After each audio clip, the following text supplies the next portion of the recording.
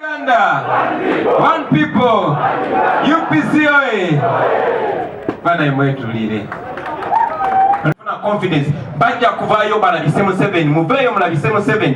Ebyo nze babingamba dda omwana oyo nga yakavayo. Yasooka n'agaana okwogera na buli muntu. Jajja n'ayogera nange.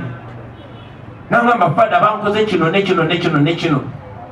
Ne mugamba lwaki tovaayo n'obyogera? N'agamba bankisiza okkunzita. Ne muzaamu amaanyi n'afunalo. Naye n'agamba ensonga yange ey'okubiri nyinza okuswala abananda babatya nyina omukazi wange.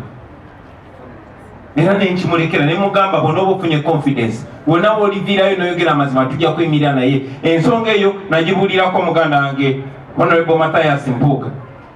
Nagibulirako ne bakulembeze bannange abalala. Bamanyi abo Abasse ababeera mu CMI ekisajja ekimu bakiyita Isa abalala mujja kubamanya. So that is what's happening. Coming back to this function. Tuyuka fena, bazanyanga fene bikonde, wabarukanga naye nebirala. However, like many of my friends from the ghetto, Bazekula Senyange, Nabalala, bakozesebwanga okunyigiriza abantu baabwe.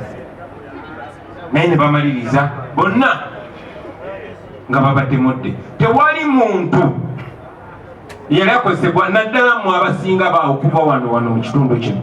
Tewali yali akozesebwa okunyigiriza abantu be n'amaliriza bulungi naye temuyiga.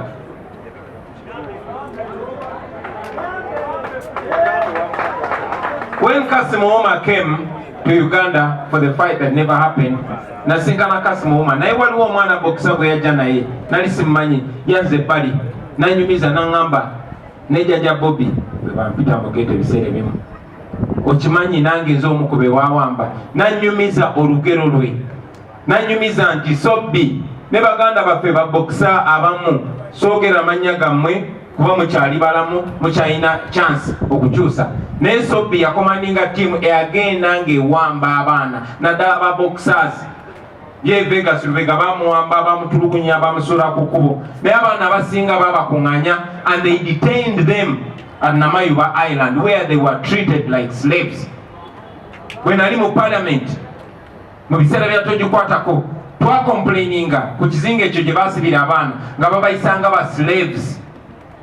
Nga banyiiza oba baagala okulaga abantu nti balina obuyinza bonna nga bajjayo omu either ne bamukuba ekyasi mu mutwe ne bamuleka awo mu safe house okumala ennaku 2 ku 3 n'abondira awo abalala ne babagabira zigoonya. Omwana yanyumiza nti babakwatanga ne babasiyaga. Baganda bange ekifo kino kyendimu ntuukirwako amawulire mangi nnyo. Olugero lwa muganda afono si lwe lusoose. Kuviira ddala mu biseera by'okulonda abaana bangi nnyo abawambiddwa amagye, abawambiddwa SFC, abawambiddwa abatutwaliddwa ku CMI awo. Bangi nnyo bakomyewo nga batunyumiza. Be baatulugunya, be baala wamu abalabako, be baatemako engalo mu abalabako, ne be baasodomizinga. Be baali ebisiyaga. My brother, oli muzira. Oli muzira. Kubanga olina confidence eyogera ebikolobero bye bakoze. Kubangi nnyo babakolako ebikolobero naye kubanga bamanyi abantu batya okwogera. Abakyala bangi nnyo babarepinze era nkakasa nti Alex kavuddeyo nayogera ku nsonga eyo bangi mugenda kufuna confidence okuvaayo mwogere ku nsonga eyo. Never feel ashamed. Temuswalanga. Era ku kino ekiseera I want to encourage everybody to support our brother Alex.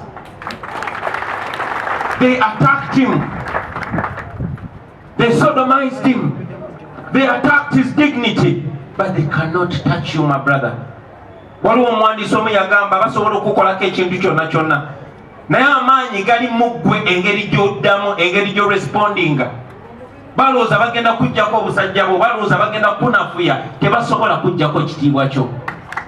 Basobola n'okugyamu eriiso, basobola n'okutta naye bakutta basigalawo n'omulambo gwabwe. Ekitiibwa kyo obeera nakyo. Ffe tukumatira tukuwa ekitiibwa era tugenda kuwa ekitiibwa olubeerera. Mwenna mumanyi nti olwa standi yange n'okuwakanya ebisiyaga emyaka gyonna egy'obuvubuka bwange newankubadde eti nze nabiwakanyanga mu ngeri ya kibuli kubanga nagambako nti babatte n'obatta.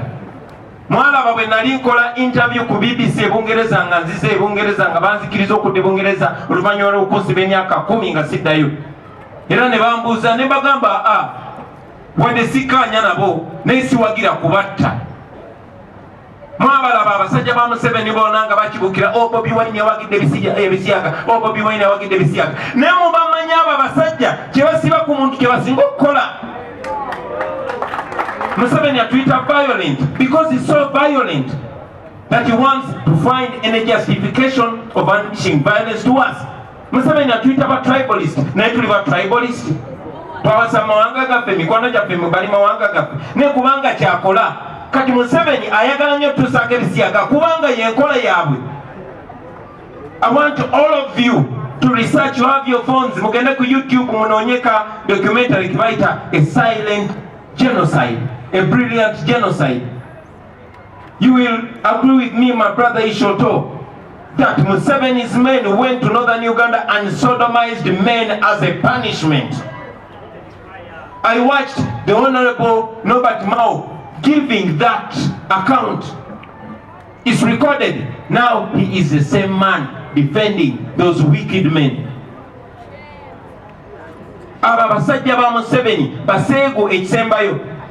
Tuzenga tubagamba era tuddamu nekintu kibagamba mu abawamba abantu baffe, mu abatta abantu baffe, gwe Muhoozi, gwe Christopher Damulira, gwe Andrew Mwenda, tetubalinaako buzibu basiyazi mmwe, naye mulekeraawo okusiyaga abantu baffe. Mulekeraawo okuwamba abantu baffe. And to the international community, now you know, we've been telling you why Museveni hides under the Anti-Homosexual Act. Those are his ways. They use homosexuality as a punishment against political opponents, and that must be condemned.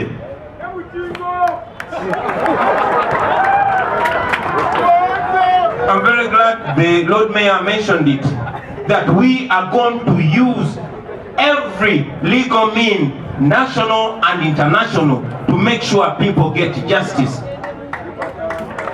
Aba abasajja abaseegu abali mu uniform y'amagye, aba abasajja abaseegu abali mu offices, no wanda mubalaba nti bakumibwa mundu.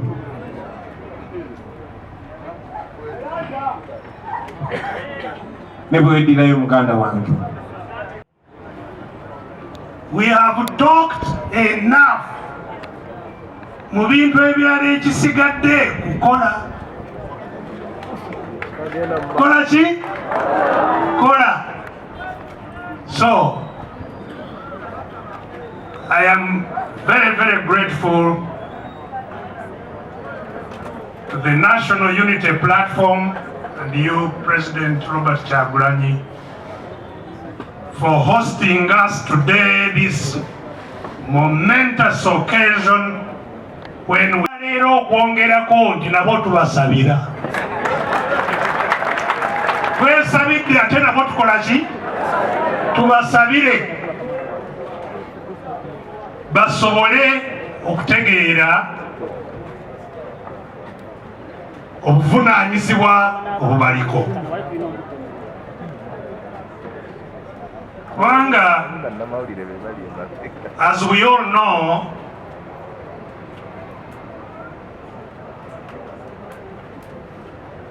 the faith that we all profess in our different religions talks about the equality of humanity, of all human beings. Eddiini zetusaba zonna ekimu ekizirimu ekisooka nti ffenna tukola ki? Twenkanankana, buli omu yenkana ne munne. Mu maaso ga Katonda ffenna tukola ki? Twenkanankana. Naye abali wansi n'abali obubi be beetaaga n'okusinga nnyo obukulembeze bw'abo abatukulembera mu ddiini. You don't pray for the saved. tosobola kusabira, sisobola kusabira ng'asooka n'ensabira Pasita Bwanika ate nga n'ebyokusaba yakola ki? Yabinsinza. Gwe nsooka okusabira yoyo atakola ki? Atalina kyamanyi. So it's sad that we are here praying for ourselves, praying for the victims, when those whose responsibility it is to pray for us have not answered our request to come and pray for us. Of course, the senior leaders may be busy indeed, but in the whole hierarchy of religious leaders, n'omubuulizi, the lowest, the catechist, ebiddirira byebino byetutunuulidde leero, kubanga tetulina buyinza obusalawo, tetulina buyinza obubigaana, tetulina buyinza obubikyusa. Kati ekiddirira abalina obuyinza obwo okukola kye bakola ki? Kye baagala.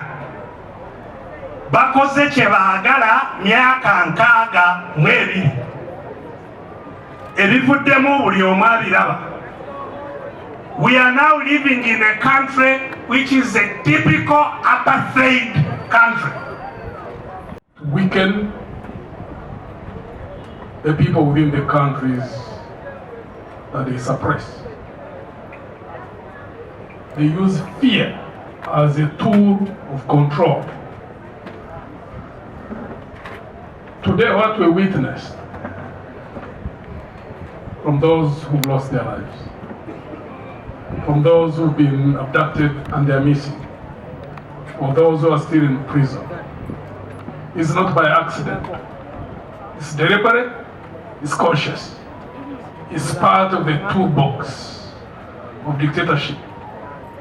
Use all methods to instill fear in the people and let people police themselves. Because when you arrest, intimidate, torture, cause disappearances, then you create an atmosphere of fear where everybody checks themselves. And therefore, you lengthen your period of control of that country. The responsibility of those who fight against dictatorships is to ensure that they do everything humanly possible, that people don't lose hope and they don't get sucked into that state of fear. That's why we're here today. Because once it becomes a culture, then everybody will get affected. And nobody remains in power until the end of time. Everybody was in power. You may even stay long. I think the longest party which was in power that I know of was in Mexico, but even those left power. So the question you need to ask yourselves, consciously. I ask quite a number of them when I meet with them. The politicians and those who are in uniform, those are outside uniform. How do you want to be treated when you are out there? When you are not in power? That's the question every Ugandan needs to ask themselves. Because we've been in this vicious cycle for 61 years. And there has to be a point when we break out of it. So when today we come here to pray to God, because the battles we're involved in are dual, there's the physical fight. What does that mean? It's symbolic of the crisis we have in this country. But the only reason that could be is fear. Which is unfortunate in two ways. And maybe let me give advice to those who lead faith institutions. When you are a leader of a faith organization, you are a shepherd. We're not asking them to be partisan at all, but we are asking them to be shepherds. When they're invited to State House, they should go. If they're invited to quarrel, they should go, as they normally do. It's an opportunity to take that platform and speak to power. Commend them for what they are doing right. Put them to task where they have gone wrong. That's leadership. More so when you are a shepherd. Because when you are a shepherd, when you are a faith leader, at least those in the Christian denominations, because I know the Bible,